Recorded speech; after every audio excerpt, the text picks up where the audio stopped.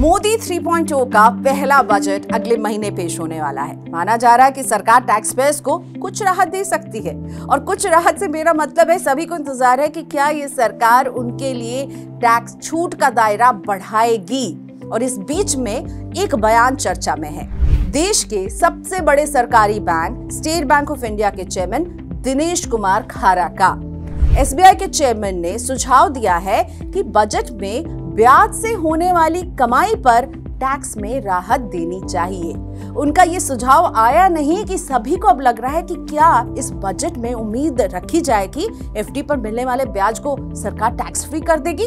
तो उसके पहले आपको ये समझना जरूरी है कि अभी आपके ब्याज पर किस तरह से बैंक्स टैक्स काटते हैं, टैक्स का क्या है गणित, कब लगता है टैक्स कब नहीं, और अगर एफडी की इनकम को टैक्स फ्री बनाया जाएगा तो इसमें बैंकों को भी फायदा होगा। कैसे, आइए समझते हैं। दरअसल देश में जिस तेजी से कर्ज की मांग बढ़ रही है उस हिसाब से डिपॉजिट्स में वृद्धि नहीं हुई है। इससे बैंकों के सामने कर्ज देने के लिए फंड की हमेशा दिक्कत बनी रही है। रिसर्च एजेंसी केएज की ताजा रिपोर्ट बताती है कि देश की कमर्शियल बैंक की फाइनेंशियल ईयर 2024 की अंतिम तिमाही में सालाना आधार पर कर्ज बांटने की ग्रोथ जो है वो 19.3% रही। इससे बैंकों का बकाया 164.3 लाख करोड़ रुपए पर पहुंच गया। इस दौरान डिपॉजिट्स जो है वो बेहद कम 13.6% की धीमी गति से बढ़े हैं।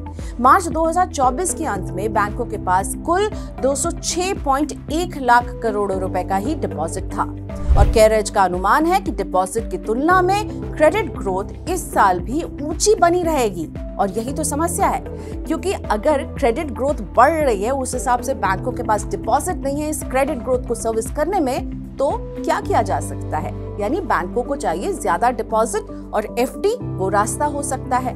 अब समझते हैं कि अभी जब आपको बैंक से ब्याज मिलता है तो उस पर आपको कैसे टैक्स लगता है। इनकम टैक्स कानून की धारा 80TTA के तहत एक फाइनेंशियल ईयर में सेविंग्स अकाउंट से होने वाले 10,000 रुपए तक के ब्याज को एकदम टैक्स फ्री रखा गया है। यानी 10,000 से जब ज्यादा आपको ब्याज मिलता है उस पर टैक्स लगता है, और कटौती की ये सीमा सभी सेविंग अकाउंट्स को जोड़ करके मिले ब्याज से कैलकुलेट होती है। ये कटौती 60 साल से कम के लोगों और एचयूएफ पर लागू होती है। बचत खातों का ब्याज अगर 10,000 रुपए से ज्यादा है तो ऊपर की रकम पर जो टैक्स पेयर है उसकी स्लैब के अनुसार उसे टैक्स चुकाना पड़ता है। सीनियर सिटीजन है यानी 60 साल या उससे ऊपर के लोगों के लिए इनकम टैक्स एक्ट में एक स्पेशल सेक्शन है 80TTB, और इसके तहत सीनियर सिटीजन व्यक्ति सेविंग्स, एफडी और रिकरिंग डिपॉजिट यानी आरडी खाते में जमा से मिले ब्याज पर 50,000 रुपए तक का डिडक्शन क्लेम कर सकते हैं। यानी सीनियर सिटीजन्स के लिए एक फाइनेंशियल ईयर में ब्याज से 50,000 रुपए तक की जो इनकम होती है वो टैक्स फ्री रहती है। इससे ऊपर की ब्याज पर उन्हें भी अपने इनकम स्लैब के अनुसार टैक्स लगता है। अगर आपकी ब्याज समेत कुल कमाई बेसिक एग्जेम्पशन लिमिट से कम रहती है तो आप फॉर्म 15G या 15H भरकर बैंक में जमा करके उन्हें रिक्वेस्ट करते हैं कि आप टीडीएस नहीं काटिए। वैसे टैक्स बचाने के लिए बैंक आपको 5 साल की टैक्स सेविंग एफडी का भी ऑप्शन देते हैं, जिस पर आप सेक्शन 80C के तहत डिडक्शन ले पाते हैं। एफडी का ब्याज लेकिन अगर एक निश्चित सीमा से ज्यादा होता है ना तो फिर बैंक आपसे 10% के हिसाब से उस पर टीडीएस भी काटते हैं। हालांकि टैक्स की देनदारी यहीं खत्म नहीं होती। एफडी से होने वाली आपकी जो भी कमाई होती है वो आपके सालाना इनकम में जुड़ती है, जिस पर टैक्स स्लैब के हिसाब से टैक्स भरना होता है। सीनियर सिटीजन्स के लिए ये लिमिट 50,000 रुपए है, और 60 साल से कम उम्र के लोगों के लिए ये लिमिट 40,000 रुपए है। अब सवाल ये है कि क्या ब्याज पर टैक्स छूट मिल सकती है, इसकी गुंजाइश है या नहीं। इस पर हमने बात की टैक्स और इन्वेस्टमेंट एक्सपर्ट बलवंत जैन से।